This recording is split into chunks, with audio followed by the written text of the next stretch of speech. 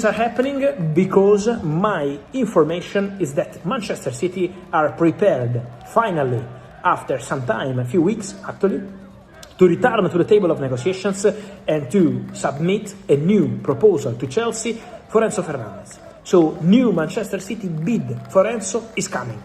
And it's an important story because we spent the whole recent days and weeks after the deadline, already 10 days ago, set by Chelsea. We all remember that they wanted on that Friday, 2 weeks ago, to clarify the Enzo situation. There was a verbal exit clause, £120 million. Man City did not agree to pay that money on that day. So the story about the £120 million clause collapsed on that day. But from Chelsea, the message now, as I told you in the last video, is we could still consider the Enzo exit if we get the right money and if we can improve the squad. That's the message from Chelsea. And now we have to say that Manchester City are coming. Manchester City are coming with a new proposal. Manchester City are serious. Manchester City got very good money in the recent days, from Tijani Reinders to Alcacia, from Nico Gonzalez joining Newcastle, from Rodri joining Barcelona, Bernardo left on a free to Real Madrid but still big wages. So now they are ready, Manchester City, to go very strong. They signed Elliot Anderson, they signed Boadi, but they want to get Enzo Fernandez. And so Manchester City are coming very, very strong. New bid, and also Enzo says yes to Manchester City. From Enzo, there is a green light to the move. From Enzo, there is a green light to the contract. From Enzo, there is a green light on personal terms. So Manchester City are ready to bid again and to return very, very strong for Enzo Fernandez. And that's a big story, because we have to see what's going to happen now. Obviously, on Chelsea, they would need eventually to find a replacement for Enzo. That's the question from the fans. We will see how Chelsea will act in case Enzo goes, and I say in case because in Chelsea hands what to do in the next hours and days, so it's Chelsea deciding. But my information is that Chelsea only sell Enzo if they see an opportunity to use the money to improve the squad. Then, on midfielders, many of you asking me about Alex Scott. It's true that Chelsea made contact with Bournemouth earlier this summer to try and get Alex Scott, but as of today, Bournemouth message to all the clubs interested in the player and also to the player himself is that they want to keep him. Bournemouth absolutely want to keep him and want to fight to keep him. So Chelsea already tried and got doors closed from Bournemouth. Now the understanding is that Bournemouth's intention remains to keep Alex Scott at the club.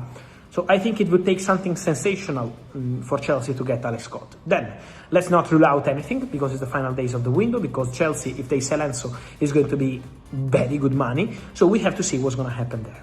But at the moment, it's important to mention Bournemouth's stance. They don't want to sell the player. And then on Martin Zubimendi, many questions, but Mikel Arteta already said that Zubimendi is going to stay at the club. I think we got many links between Zubimendi and Real Madrid first, and then Zubimendi and Chelsea at some point, for one reason: the agent of Xabi Alonso is the same agent of Martin Zubimendi, is the same agency, and also there were some links 1 year ago between Real Madrid and Zubimendi because of the same reason. Xabi Alonso was the coach. For sure, I'm 100% sure about this. It's not just about the agent, of course. Zubimendi is a top player, so obviously there is an appreciation from Xabi Alonso. Xabi has always been a big fan of Zubimendi. He's a player that Xabi Alonso wanted when Xabi Alonso was in discussions to become the new Bayern manager. Zubimendi was one of the names discussed already with Bayern in one of the meetings they had. Xabi Alonso mentioned Zubimendi as one of the first signings he wanted. Then he ended up not joining Bayern because he wanted to go to Real Madrid next. But Zubimendi has always been a name appreciated by Xabi Alonso. But again, at the moment, Arsenal, and especially the coach, Mikel Arteta, made clear that he wants to keep Martin Zubimendi. So, that's it at the moment. More to mention on Chelsea. Liam Delap in the next hours could be a done deal with Nottingham Forest. Forest are very close, pushing loan deal. Let's see the elements and the details of this loan. But Delap is in advanced conversations with Nottingham Forest. Forest are prepared to offer very good money also to the player and to his camp in order to get the deal done. So Forest are going very strong for Liam Delap. And they face competition, especially from Everton. Everton also made contact for Liam Delap, but at the moment the favourites are, as I mentioned, Nottingham Forest. On Chelsea, also important to mention that Mamadou Sarr is leaving the club. Straight loan to Real Sociedad, verbally agreed, waiting for medical test and contract signing on this one. And then on defenders, keep an eye on Aston Villa, because Villa are working on Ordonez. Right, there is news reaching us from Chelsea involving Enzo Fernandez. Our chief reporter, Kaveh Solokol, is here with us. Kaveh, what can you tell us? Well, look, yesterday, for the first time this summer, Enzo Fernandez joined up with the rest of the Chelsea squad in Atlanta. Now, he apologised immediately to the rest of the Chelsea players, and we're being told that that apology has been accepted. He also trained with the rest of the Chelsea squad, and he sat down and he had lunch with the rest of the players. Now, he has also told Chelsea that he will make a significant contribution to an anti-racism charity, and Chelsea have accepted that, and Chelsea are also going to match that contribution too. And talks are now underway to decide where is the best place to put those funds.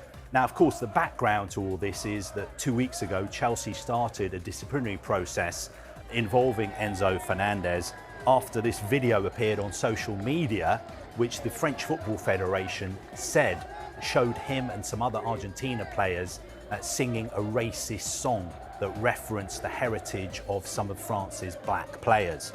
Now, one of Enzo Fernandez's own teammates, Wesley Fofana, who's played for France, on social media said that video was evidence of uninhibited racism.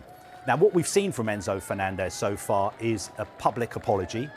He's also apologised in private to his Chelsea teammates. He's been in contact with them. Yesterday was his first opportunity to apologise face to face. And my understanding is that the lead figures within the Chelsea squad who were consulting with Enzo Fernandez and also the rest of the players were Reece James and Axel Disasi. Now, the disciplinary process at Chelsea is now closed. I think Chelsea feel that the player is regarded as having been very proactive. He's apologised in private, he's apologised in public, and he's also said that he's going to make this donation to an anti-racism charity, and he's also reiterated that yes, he's made a mistake, he's sorry, but he is totally committed to anti-racism and anti-discrimination.